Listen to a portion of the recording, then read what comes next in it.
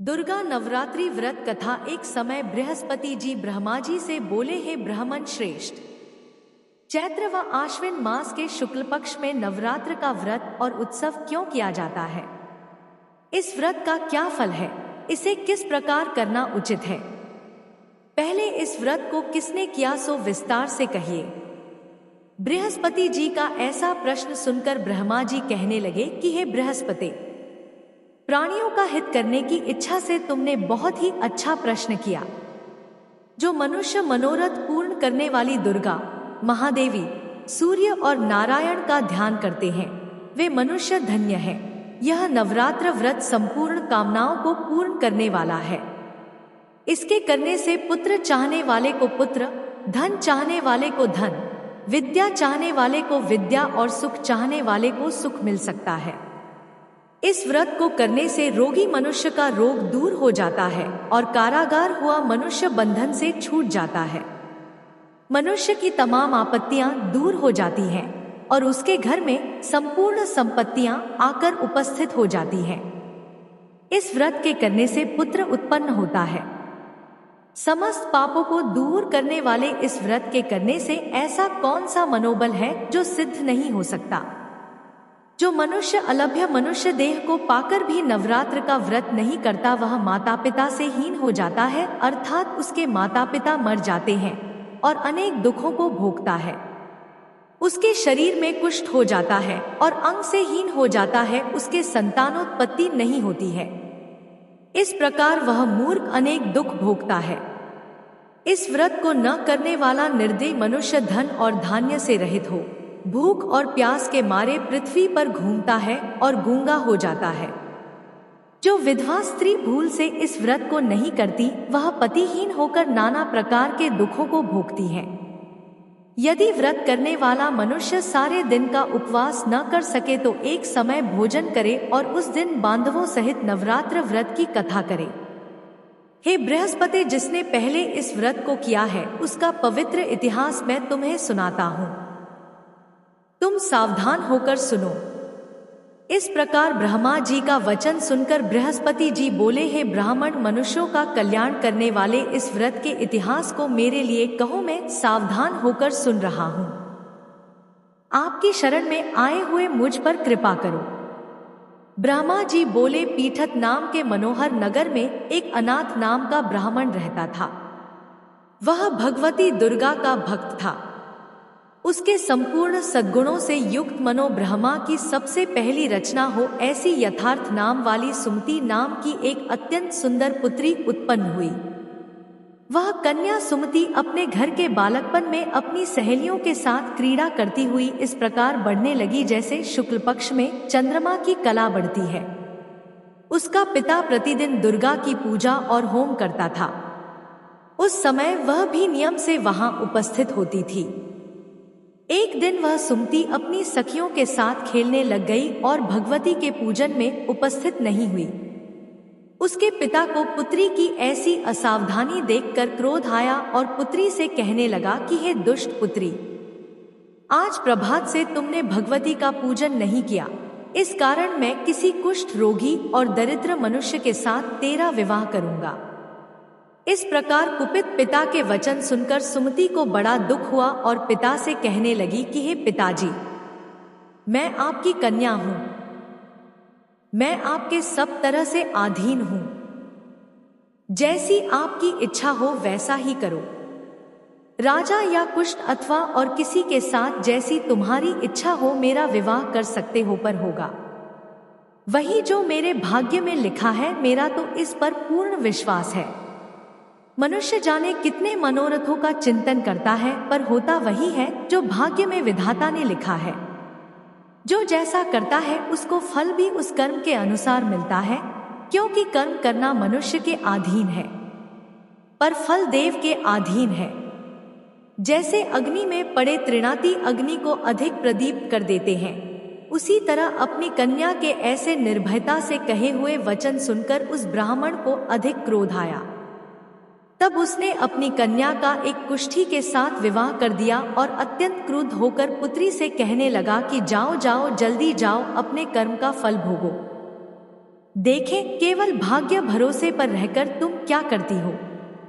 इस प्रकार से कहे हुए पिता के कटु वचनों को सुनकर सुमति मन में विचार करने लगी कि मेरा बड़ा दुर्भाग्य है जिससे मुझे ऐसा पति मिला।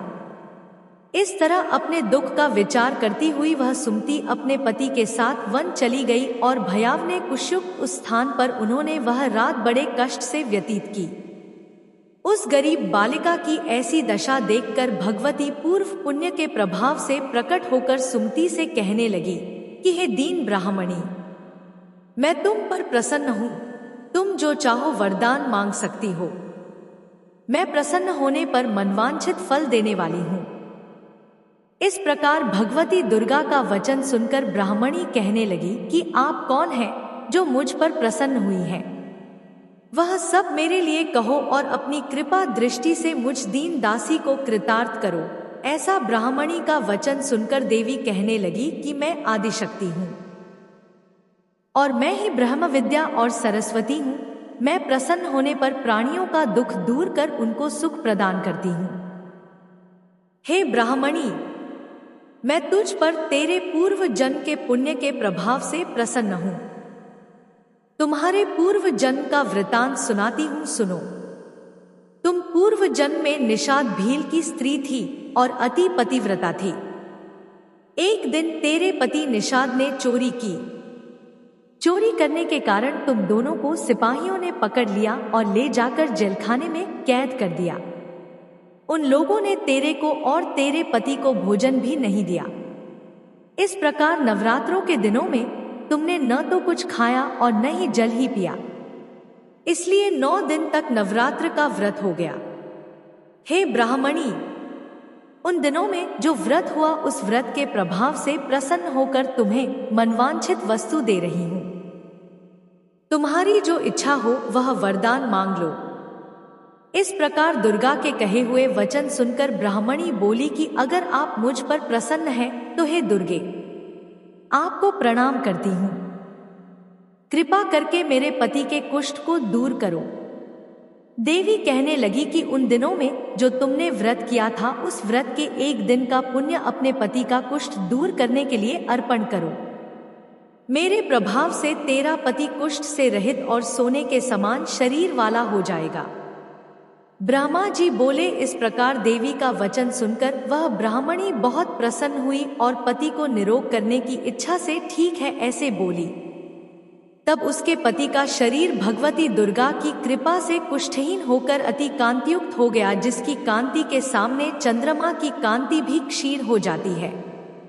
वह ब्राह्मणी पति की मनोहर देह को देखकर देवी को अति पराक्रम वाली समझकर स्तुति करने लगी कि हे दुर्गे, आप दुर्गत को दूर करने वाली, तीनों जगत की संताप हरने वाली, समस्त दुखों को दूर करने वाली, रोगी मनुष्य को निरोग करने वाली, प्रसन्न होने पर मनवांछित वस्तु को देने वाली और दुष्ट मनुष्य का नाश करने वाली हो। तुम ही सारे जगत की माता और पिता हो। हे अम्बे, मुझ अपराध रहित अबला की मेरे पिता ने कुष्ठी के साथ विवाह कर मुझे घर से निकाल दिया। उस दिन निकाली हुई पृथ्वी पर घूमने लगी। आपने ही मेरा इस आपत्ति रूपी समुद्र से उद्धार किया है। हे देवी, आपको प्रणाम करती हूं। मुझ दीन की रक्षा कीजिए।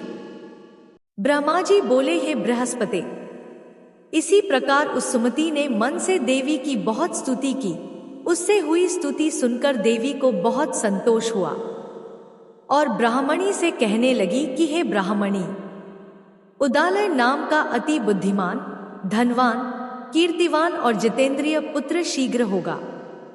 ऐसे कहकर वह देवी उस ब्राह्मणी से फिर कहने लगी कि हे ब्राह्मणी, और जो कुछ तेरी इच्छा हो वही मनवांछित वस्तु मांग सकती है। ऐसा भगवती दुर्गा का वचन सुनकर सुमति बोली कि हे भगवती दुर्गे, अगर आप मेरे ऊपर प्रसन्न हैं तो कृपा कर मुझे नवरात्रि व्रत विधि बतलाइए। हे दयावंती, जिस विधि से नवरात्र व्रत करने से आप प्रसन्न होती हैं, उस विधि और उसके फल को मेरे लिए विस्तार से वर्णन कीजिए। इस प्रकार ब्राह्मणी के वचन सुनकर दुर्गा कहने लगी, हे ब्राह्मणी, मैं तुम्हारे लिए संपूर्ण पापों को दूर करने वाली नवरात्र व्रत विधि को बतलाती हूँ, जिसको सुनने से समस्त पापों से छुटकारा मोक्ष की प्राप्ति होती है। आश्विन मास के शुक्ल पक्ष की प्रतिपदा से लेकर 9 दिन तक विधि पूर्वक व्रत करे। यदि दिन भर का व्रत न कर सके तो एक समय भोजन करे। पढ़े लिखे ब्राह्मणों से पूछकर कलश स्थापना करें और वाटिका बनाकर उसको प्रतिदिन जल से सींचे। महाकाली, महालक्ष्मी और महासरस्वती इनकी मूर्तियां बनाकर उनकी नित्य विधि सहित पूजा करे और पुष्पों से विधि पूर्वक अर्घ्य दे। बिजौरा के फूल से अर्घ्य देने से रूप की प्राप्ति होती है। जायफल से कीर्ति, डाक से कार्य की सिद्धि होती है। आंवले से सुख और केले से भूषण की प्राप्ति होती है। इस प्रकार फलों से अर्घ्य देकर यथाविधि हवन करें। खांड, घी, गेहूं, शहद, जौ, तिल, नारियल, डाक और कदम्ब इनसे हवन करें। गेहूं होम करने से लक्ष्मी की प्राप्ति होती है। खीर व चंपा के पुष्पों से धन और पत्तों से तेज और सुख की प्राप्ति होती है। आंवले से कीर्ति और केले से पुत्र होता है। कमल से राज सम्मान और दाखों से सुख संपत्ति की प्राप्ति होती है। खंड, घी, नारियल, जौ और तिल इनसे तथा फलों से होम करने से मनवांछित वस्तु की प्राप्ति होती है। व्रत करने वाला मनुष्य इस विधान से होम कर आचार्य को अत्यंत नम्रता से प्रणाम करे और व्रत की सिद्धि के लिए उसे दक्षिणा दे।